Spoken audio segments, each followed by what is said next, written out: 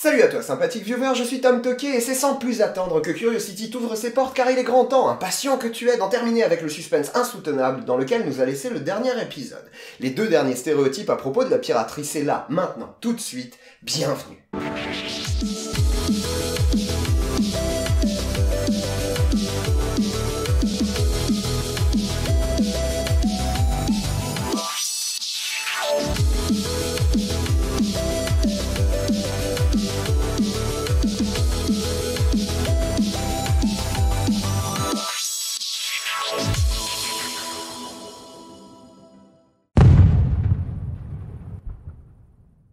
Avant de passer à ce quatrième stéréotype, je dois t'avertir, toi dont l'âme est sensible, toi qui ne supporte pas la vue du sang, toi qui as pleuré quand la mère de Bambi est morte, toi dont le petit cœur s'est déchiré lorsque Bella a choisi Edward et pas Jacob, toi qui vas sur YouTube pour regarder des vidéos de chat ou mignons, toi qui te réincarneras en bisounours ou en guimauve, toi qui manifestes contre les méchants parce qu'ils ne sont pas gentils, toi qui parles le dauphin couramment, toi qui manges des poneys échis, des arcs-en-ciel, attention car je vais maintenant te parler du...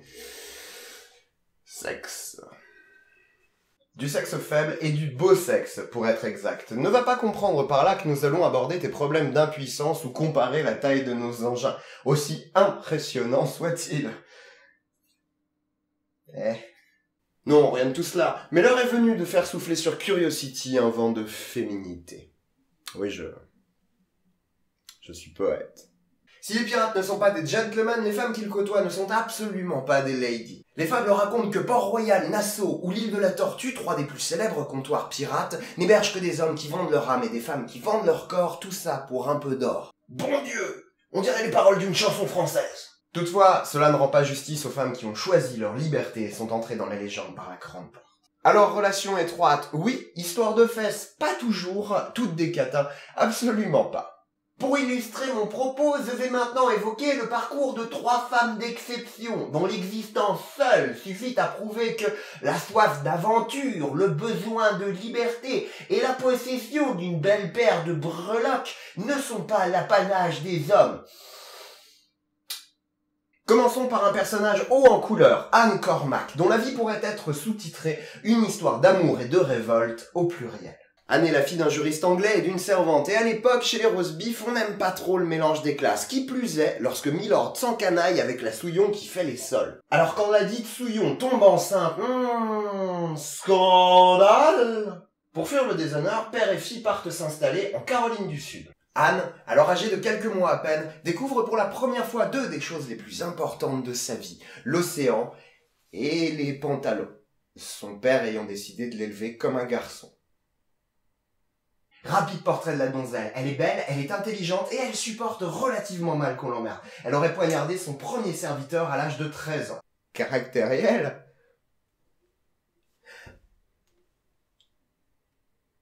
Non? Non, pas du tout. En 1718, elle se marie avec un petit pirate qui espère que beau-papa meure rapidement afin d'hériter de ses nombreux hectares de plantations. Anne Cormack devient ainsi Anne Bonny.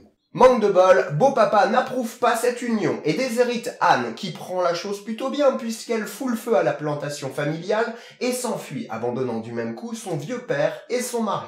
Allez, salut bande de cons, je me casse. Sitôt arrivé à Nassau et après avoir déchargé ses pistolets sur un pirate qui l'empêchait de passer, Elle est si douce. Anne s'engage sur le Revenge, le navire de Jack Rackham. Mais pourquoi, te demandes-tu, jeune gourgandin avide de connaissances, s'habiller en homme lorsque la nature t'a doté de formes si généreuses? Fais profiter. Anne se travestissait autant par habitude que par nécessité, les femmes n'étant pas acceptées à bord des navires pirates, et ce pour deux raisons. La superstition, qui veut que les femmes portent malheur, et la réalité, qui constate tristement que les pirates sont tout à fait capables de s'entretuer pour une histoire de cœur. Interdire la présence de femmes à bord permet d'empêcher les matelots jaloux de taillader la kick de leurs petits camarades dans un élan aussi sauvage qu'inapproprié. Mais revenons-en à nos moutons. Tu sais, parfois cette sensation que t'as atteint le fond et que tu continues de creuser. Une fois à bord et pour maintenir son identité cachée, Anne aurait soit réquisitionné la cabine personnelle de Rackham sur son propre navire, ce qui est plutôt culotté, soit elle aurait directement rejoint dans son lit, lui dévoilant ainsi sa féminité une bonne fois pour toutes. Dans le couple, aucun doute sur qui porte le pantalon. Commence ainsi la grande aventure d'Anne, dont la route va bientôt croiser celle d'une autre femme. On suppose que c'est lors d'un abordage qu'un marin du nom de Willie Reed va rejoindre les rangs des pirates. Entre Anne et lui va naître une amitié forte, trop forte, si tu veux, la vie de Rackham, qui, un tantinet jaloux, va essayer d'égorger le nouveau venu. Mais non, mais tout de suite, c'était pour être accueillant, lui souhaiter la bienvenue. Mais il ne fera qu'essayer, car lorsqu'il empoigne la chemise de Willy pour le poignarder, quelle n'est pas sa stupeur de découvrir des formes qu'on ne trouve normalement pas chez un homme. Comment ? Willy est une femme ? Tin, tin, tin. Stupeur, surprise, stupéfaction, étonnement. Willy est une femme qui répond au doux nom de Mary Read. C'est donc par pur hasard que les deux plus grandes figures féminines de la piraterie dans les Caraïbes se sont rencontrées. L'histoire leur prête même une liaison amoureuse à laquelle Rackham a peut-être participé. Champion! Malheureusement, comme toutes les bonnes choses, la fin approche. L'ordre est donné, les corsaires anglais doivent traquer les pirates et les amener coûte que coûte devant la justice. Au matin du 21 octobre 1720, le capitaine Barnett aperçoit le Revenge près d'une île sur laquelle les pirates se sont arrêtés pour festoyer. Et aujourd'hui comme à l'époque, danser nu autour d'un feu sur la plage avec les potes ne laisse pas beaucoup de place à une bataille couronnée de succès contre des soldats qui, eux, n'ont pas la gueule de bois. Les pirates se laissent donc capturer sans grande résistance, exception faite, mais tu l'auras compris, de Marie et Anne, mais le contraire eût été étonnant.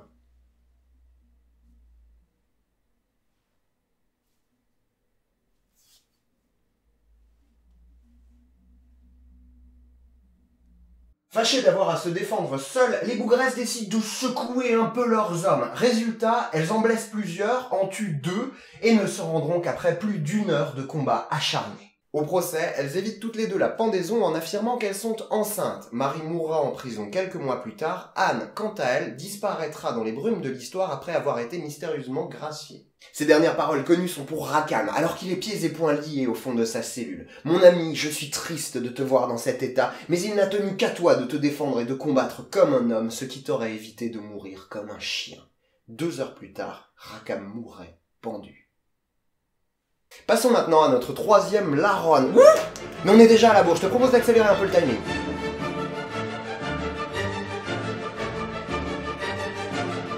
Ouais, tu arrêtes, c'est bon, les gens ils comprennent rien là. La recule moi de tes conneries là, hein. C'est bon hein.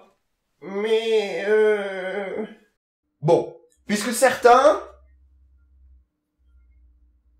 doutent de l'efficacité de ma méthode, je vais reprendre depuis le début. 1796, l'empereur des Chines décide de fermer toutes les voies d'accès maritimes à son pays. Toutes ? Non. Un petit port résiste encore et toujours à l'embargo, Canton. C'est donc là-bas que se retrouvent les marchands étrangers, généralement des Anglais qui viennent vendre de l'opium et achètent du thé ou de la soie. Le truc pas trop cliché quoi, les Chinois boivent de l'opium, les Anglais fument du thé, wouh, la folie. Le commerce avec la Chine est donc centralisé en une seule zone géographique, la mer du Sud, qui, bien évidemment, est au sud et ne tarde pas à devenir le repère de nombreux pirates. Parmi eux se trouve celle dont la carrière fut à bien des égards exceptionnelle. Shi Yang est une prostituée cantonaise. Son intelligence et sa beauté lui valent d'être très vite remarquée par Cheng, un pirate à la tête de plusieurs centaines de jonques. Et bam, la rencontre, l'amour, le mariage, ils vécurent heureux et eurent beaucoup d'enfants. The end. Ah, t'y as cru là ? Il y a cru là ? Oh, t'y as cru. Si le mariage a bien lieu, il est de courte durée. Cheng va en effet mourir quelques années plus tard et une guerre de rivalité pour sa succession à la tête de la flotte du Drapeau Rouge démarre. Pendant ce temps, celle qu'on appelle désormais Xin-Shi, la veuve de Cheng, achète les fidélités, élimine la concurrence et assoit en scred sa domination. Petite chinoise, va. Non. Attends, hein ? Petite sournoise, va. C'est donc sans surprise que Xin-Shi se retrouve à la tête d'une coalition de plusieurs centaines de jonques et de 70 000 pirates. Pour te donner une idée de ce que ça représente, les historiens estiment qu'à l'âge d'or de la piraterie, donc dans les Caraïbes entre 1715 et 1725, 5000 pirates sévissaient. Là, il y en a 12 fois plus. Alors je veux bien, de base c'est des Chinois, il y en a plein. Mais quand même, à côté d'elle, Barbe Noire a des allures d'enfant barbotant dans le petit bassin.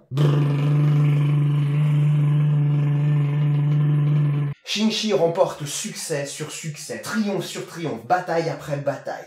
L'empereur décide donc de se débarrasser de ce fléau économique et prend le bœuf par les cornes, sans aucun succès.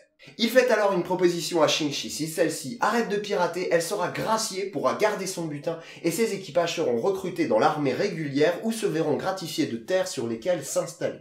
C'est ainsi que Shi Yang prend sa retraite et ouvrira une maison de jeu dans laquelle elle mourra à 69 ans. Cela fait probablement d'elle le pirate qui a vécu le plus longtemps et assurément le pirate le plus puissant de tous les temps. Comment finir ce Curiosity autrement que par la mort des plus grands pirates? Pleinement conscients que leur vie ne tenait qu'à un fil, les pirates suivaient un credo simple, dont Bartholomew Roberts fit sa devise, courte et bonne, tout est dit. L'existence d'un pirate, aussi éphémère que brutale, ne pouvait être qu'intense. En moyenne, l'espérance de vie d'un pirate était de 2 ans, et tu vas voir, des manières funky d'y rester, c'est pas vraiment ça qui manque. Tout d'abord, les pirates mouraient de manière naturelle. Le scorbut, la fièvre jaune, le typhus, une bonne dysenterie à l'ancienne, histoire de se vider par tous les orifices, la typhoïde.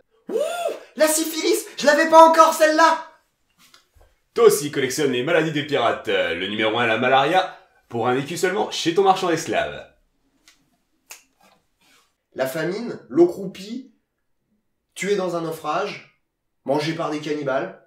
Mais toutes ces joyeusetés sont bien banales comparées au plaisir du marronnage. Le mot désigne à l'origine un esclave en fuite, mais prend un sens totalement différent en ce qui nous concerne. Marronner un pirate, c'est l'abandonner sur une île déserte pour qu'il y meure. C'est tellement sympa. Merci les potes.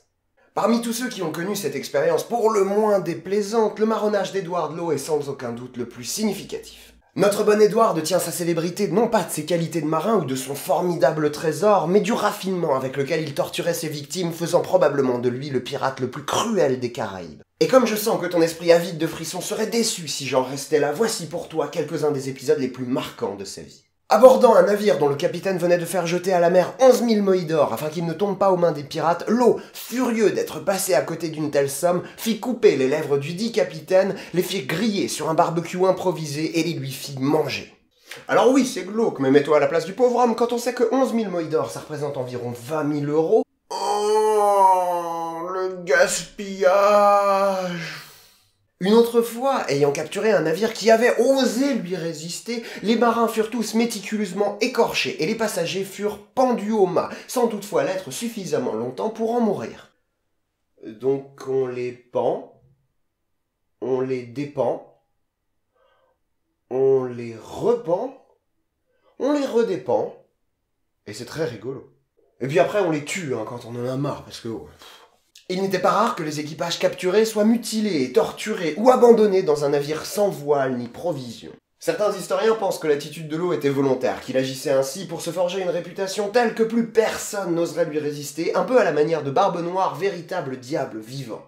D'autres pensent que c'était juste un bon vieux psychopathe. Je t'invite cependant à t'intéresser à sa vie car, tout taré qu'il devait être, la situation n'est pas aussi simple qu'elle en a l'air. S'enfonçant progressivement dans une véritable folie meurtrière aussi dangereuse pour ses ennemis que pour ses propres matelots, son équipage finit par se mutiner et l'abandonna sur une île déserte. C'est ainsi que le grand Edward Ned Lowe, la terreur des mers des Caraïbes, finit marronné. On pense qu'il fut recueilli par un navire français dont les marins ne tardèrent pas à le reconnaître et à le pendre sans plus de cérémonie.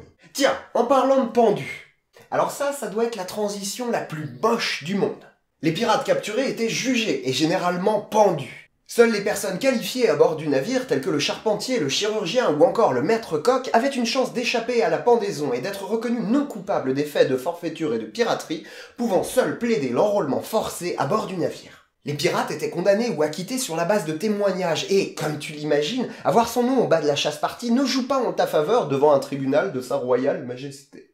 Le cadavre de William Kidd, un corsaire devenu pirate sous la pression de son équipage, sera enduit de goudron et placé dans une cage en fer au-dessus de la Tamise en guise d'avertissement pour tous ceux qui voudraient tenter leur chance. Bartholomew Roberts, Thomas Tew, ils sont nombreux à être morts au combat, fauchés par un boulet de canon, emportés par un tir de mousquet ou une épée dans les entrailles. Et je ne peux finir ce Curiosity sans t'avoir parlé de Barbe Noire, mort le sabre à la main.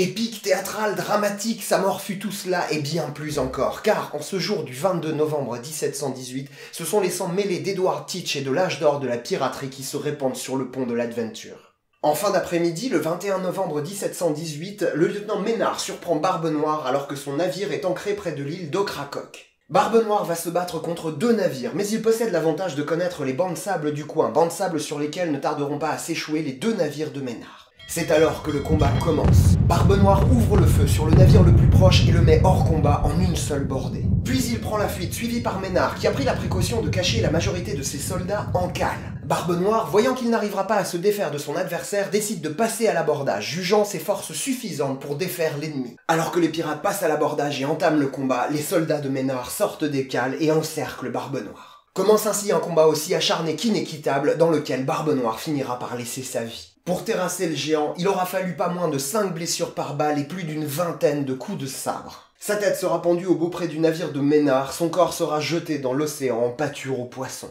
Sous l'océan, on mange Barbe Noire, papa, sous l'océan. Mais la terreur inspirée par le diable des mers était telle que de nombreux marins et colons refusèrent de croire à sa mort et de nombreux actes de piraterie lui furent encore attribués.